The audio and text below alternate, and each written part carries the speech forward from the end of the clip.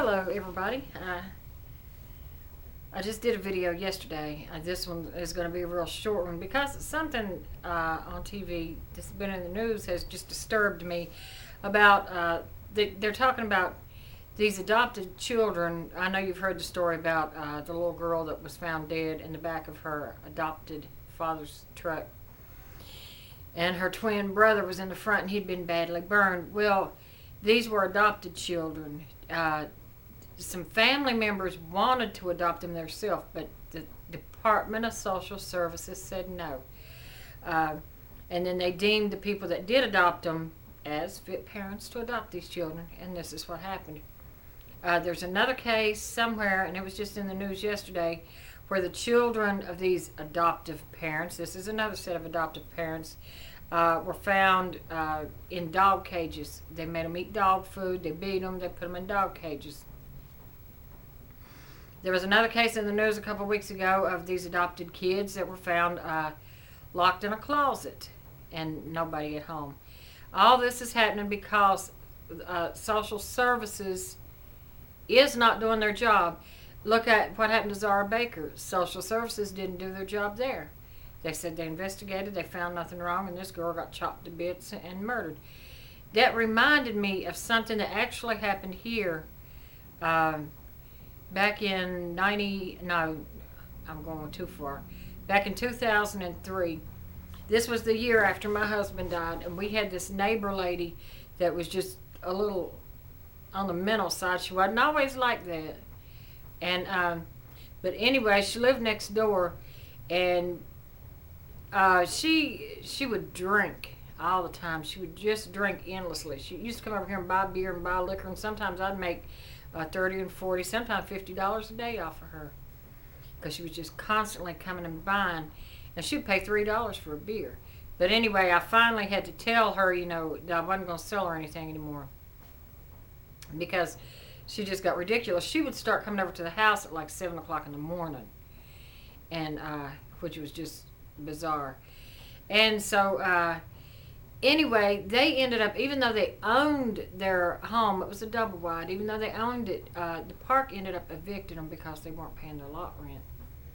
So now, when they got evicted, she had, before in the past, given me some real pretty crystal glasses for my kitchen. And they used to be real decent people. So she had told me, she said, we're not taking anything with us. She said, anything in the house. She said, you got my permission to go in there and get anything you want. She said, remember those pretty crystal glasses I gave you? She said, I got some more of them in there. She said, just feel free, Cindy, to go in there and take anything you want, because we're not taking anything. And I said, okay, knowing I wasn't going to go in there and get anything. First, there's nothing I need. And plus, she had started to let things go downhill. So Joe, my son, went in that house one day, and he took his camera over there and he took pictures, and it was just awful. If you've ever seen hoarders, that's what it was like, except they didn't hoard anything of value. It was all trash. It was like a landfill. And he took all kinds of pictures, and there was big holes in the walls where it looked like she'd fallen through the walls. The mattress in the bedroom looked like somebody just puked and pissed and everything else all over it. The trash was over ankle deep, just literally trash and filth. The toilet in the bathroom was broken, so I don't know how they used the toilet. The bathtubs were just all nasty, and it was just anything you can imagine. It was just so filthy. So Joe had all those pictures, and they had at that time he was 11 years old, I think. They had a son. And so Joe called the Department of Social Services. He had those pictures as evidence, and he called the Department of Social Services and explained what had happened and explained the filth in that house. And the Department of Social Services didn't bother to investigate these people. They did not bother. They told him, they said, if the son is 11 years old, he's old enough to clean that house up himself if he wants to live in it clean. Social Services told him that. Now, if this 11-year-old boy at the time, no wonder, it's like he had no self-esteem, and he had ADHD, like all these kids that's going crazy in the news and stuff. He had ADHD, but she had ADHD too. So, but anyway, after they moved, their double wide, which used to be a nice double wide, it had a fireplace and everything in there, and I used to go spend some time over there with her, but it just got to where I just didn't want to go in there anymore because the way she was becoming. Anyway, that double wide hadn't been but like 6 years old, I believe, and instead of moving it out after they were evicted, like I said, they owned it, but they just left everything. They left it. So the park come down here, and instead of putting a price on it, they put a big sign up on it that said best offer. And so a lot of traffic was coming in. We live down here in the circle. A lot of traffic was coming in and out because they advertised it in the paper too. Best offer. And people would just literally get no farther than the porch, and they would look in the door, and they would turn around and walk away. They couldn't give it away. So what had happened, they ended up tearing the house down and hauling it off. And I was so glad when they did that, because I was afraid there might be, something, bugs and stuff from the house to come over here. And I didn't want any. But they had a dog. They had a dog that kept running away from home. And they kept going back out and getting that dog. His name was Hank, and he was a black lab. And every time they would open the door, that dog would just run.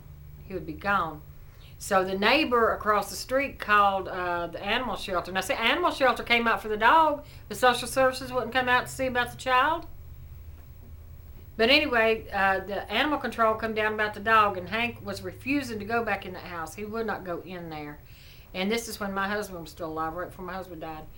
And so animal control's out here, the police are out here, and they got that big noose, and they're trying to get that dog because the dog's running loose, supposed to be on a leash, so they're taking the dog in, and the neighbor man was scared of the dog. They could not get Hank to come to him, and so my husband said, his name's Hank, don't hurt him. And then my husband told me, he said, let me go back here and get my shoes on, and I'll come out and get Hank for you, and put him in the truck, because they said they had to take him away. Which he was probably better off rather than going back in the house, because that dog did not want to go in that house. So anyway, while all the cops are out there and the animal control's out there, and I just walk over to the door, and I said, Hank was in the field. I said, Hank. I said, and I patted my knees. I said, come here, buddy. Come here, boy. And that dog took off past those police officers and took off past the animal control and came running up the steps and jumped on me. And his paws came up here to my shoulder. He was a big dog. And I was just petting him and stuff. And they're like, did you just see that? The dog went right to her. See, he's not a danger.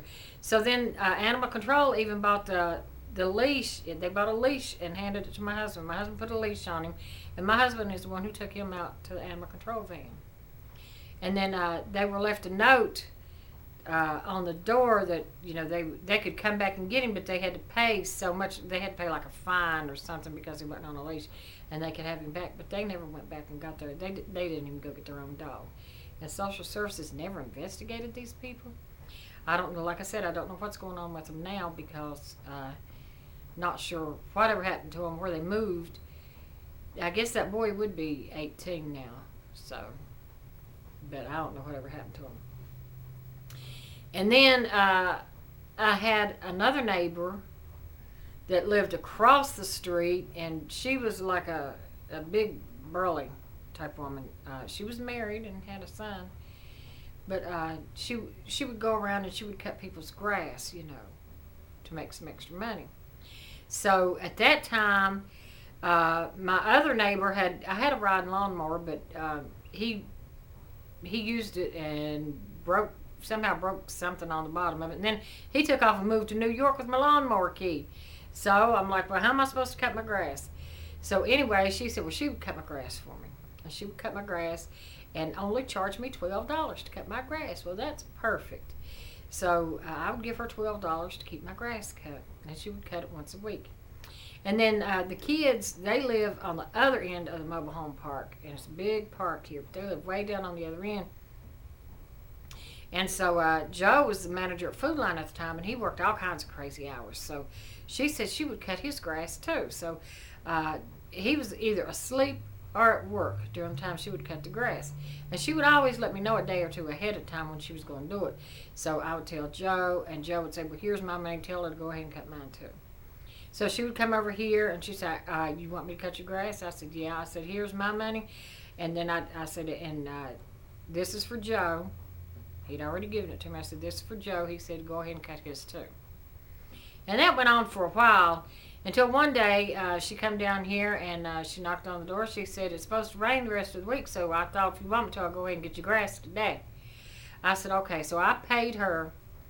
And she said, well, what about your son? I said, well, I don't know about that, Connie. I said, I didn't have a chance to talk to him, and he's at work. So I said, I don't know. So figuring that she would just let it go and go to him later. So she took it upon herself to cut my grass. She went up there and cut his too,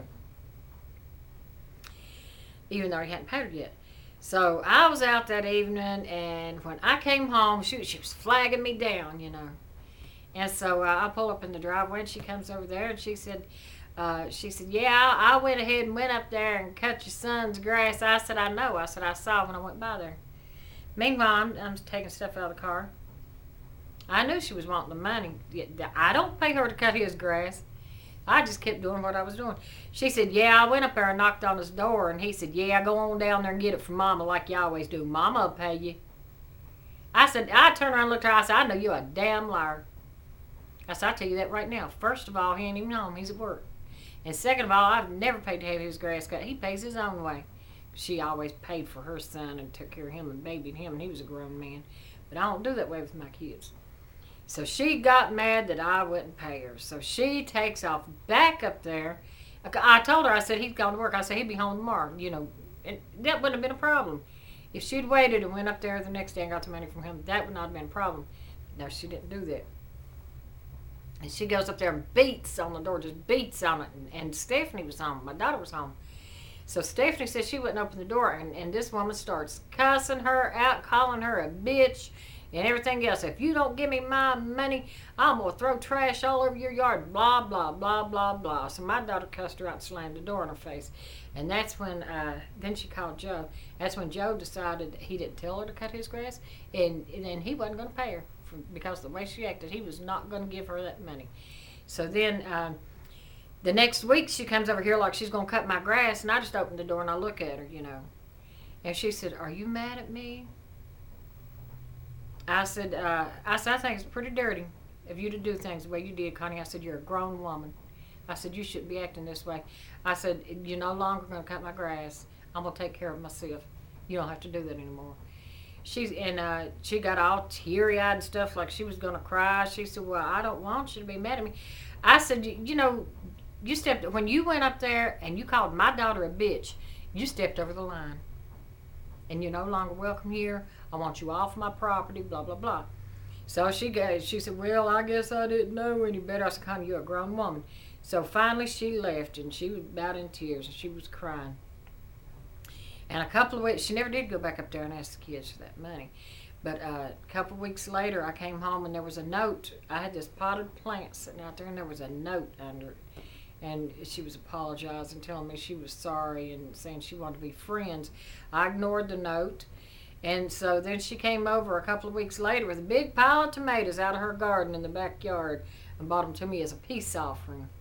But I wouldn't take those either because her husband would go outside and piss in the tomato patch. I don't want those tomatoes. It was just so disgusting. So anyway, I think she finally got the message, and they ended up moving away. So I've had some really, really weird, bizarre neighbors. I'm surrounded now by neighbors that, well, most of my neighbors are quiet. They've got a lot of kids, except the neighbors behind me. They don't have any children. But my neighbors are basically quiet and peaceful, and so I guess I'm blessed. I hope they stay for a while.